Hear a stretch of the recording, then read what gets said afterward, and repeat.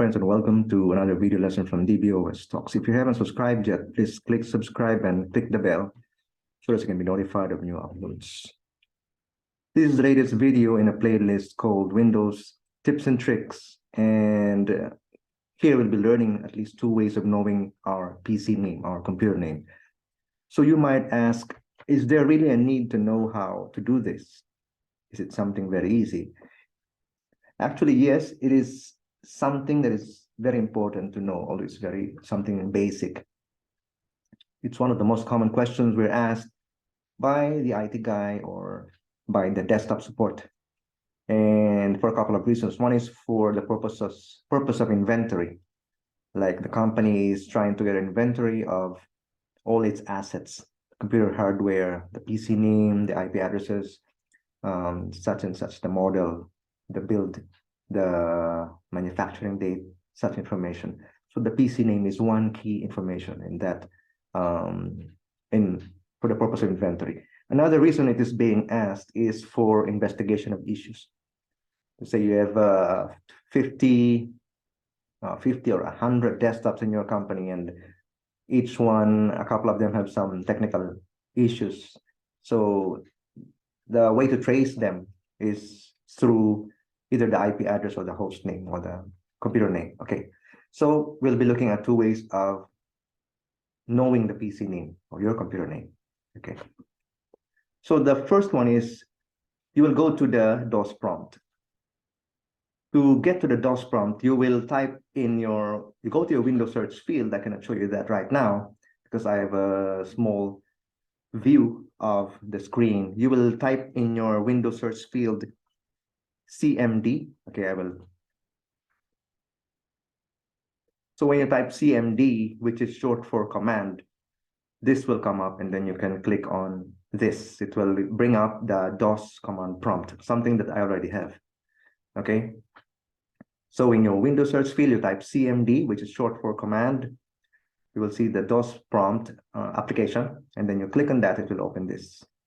And this is your command prompt. It will allow you to enter any DOS command. DOS is the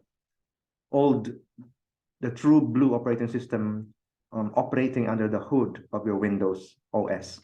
Windows actually started out simply as the GUI, the graphical user interface of the DOS.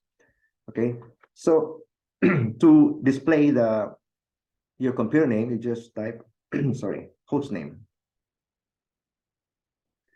Okay, and it will give you the host name. Always is also the command is host name, but it will give you the computer name or device name or PC name. It's the same thing. Okay, so that's the first way. And for me, this is also the quickest way.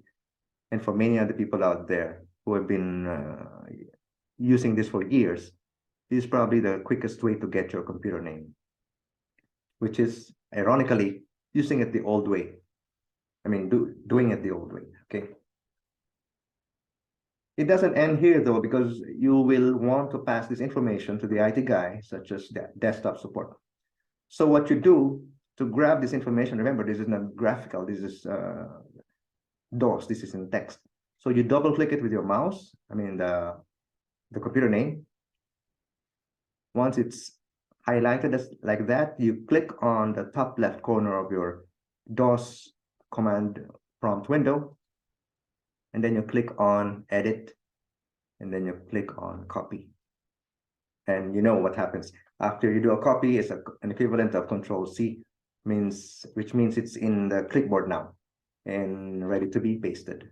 Okay, so that's the first method, using the command prompt, DOS command prompt. Okay, so I will close this now.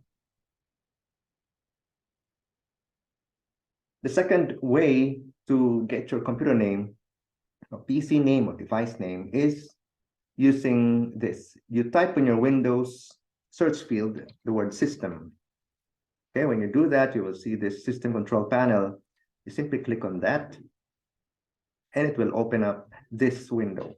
I have only made the window smaller for the purpose of this video, but in reality, it's a much bigger window than this. You can just scroll down and then you will see. So once you're here in the system control panel window, under device specifications, you will see device name.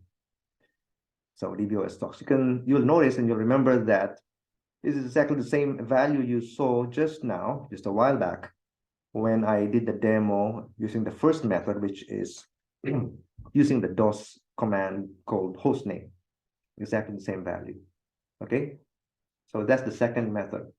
I will only discuss this because knowing these two is more than enough, and it's just it depends on your preference now.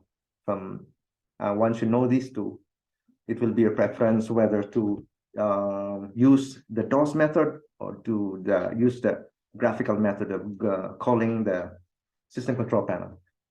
Okay, and to add to this, if for some reason you wanted to change your computer name, you can do the following. We are already at this point, at this system control panel. This is the best place to rename your device, your PC, if you need to. Okay, so once you're here, you can just do a scroll down or page down. You can scroll down here, and you will see this button called rename this PC. So you can click on that. Again, this is not a must, only if you really need to.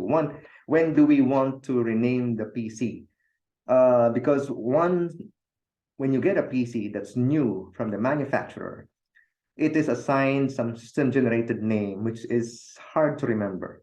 So you want to personalize it, customize it, so it's easy for you to remember and easy to identify that it is yours, right? So you can do that here. Click on this rename this PC button, and then you can give your new name here. And then you can click on next. And then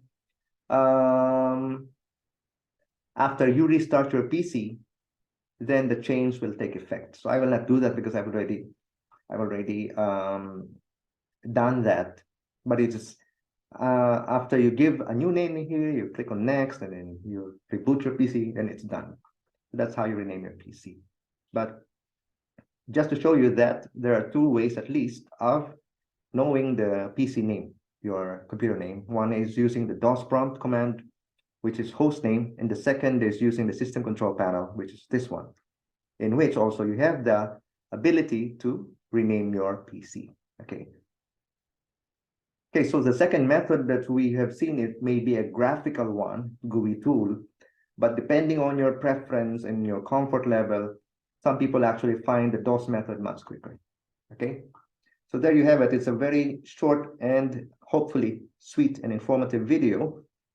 And again, the question being posed in this video may seem very elementary, but I assure you it's very important to know this kind of how-to, because when you're at the workplace, things can happen much too fast, and even the desktop support guy will give you rattle off a couple of questions to you, and precious seconds could be lost just for getting this kind of information. If you don't know how to get this information, it will take you more than what we are spending time for this bit of activity. Okay, so thank you for watching. If you haven't subscribed yet, please click subscribe and click the bell, and I hope to see you in the next video.